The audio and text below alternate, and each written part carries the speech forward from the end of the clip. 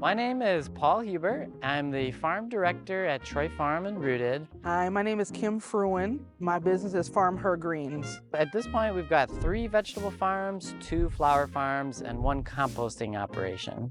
I think a cool thing about what we have going on here at the Troy Farm Collaborative is we kind of pool our resources. We try, we can always do better at this, but we try to help each other out. We try to, share ideas. The Troy Farm Collaborative, immediately kind of opened their arms to our community composting project, and we have really found a great spot here to bring the scraps and process it, and then have really accessible land for people to utilize it and grow food from it right off the bat. It's really empowering and refreshing to see that it's not just a one-person operation or just a small group of people. It is the community.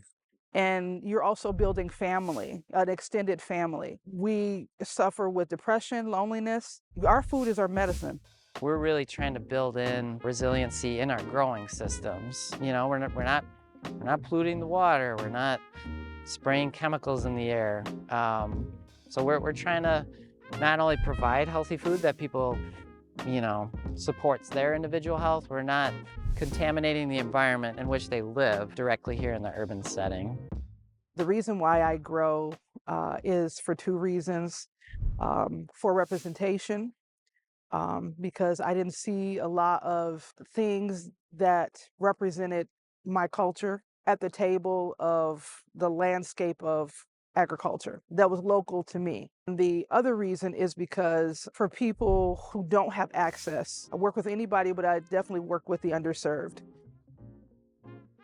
Land is very expensive. We actually lease ourselves from Madison Area Community Land Trust that we then sublease out to the farmers here and try to make this kind of space as, useful and as accessible as possible, having different kind of tools and machinery and infrastructure available for use for farmers here. If urban farms exist close to where people live, they can be a part of that. They can work on the farm, they can volunteer on the farm, they can really get their hands on the dirt, they can see the food growing. What does that look like to grow? What does that look like to harvest? And have that direct connection. When students come, they may come because they have to at first, and then I see them come back because they want to. To me, that speaks of volumes of Troy Farm. I see where it's also restorative as well.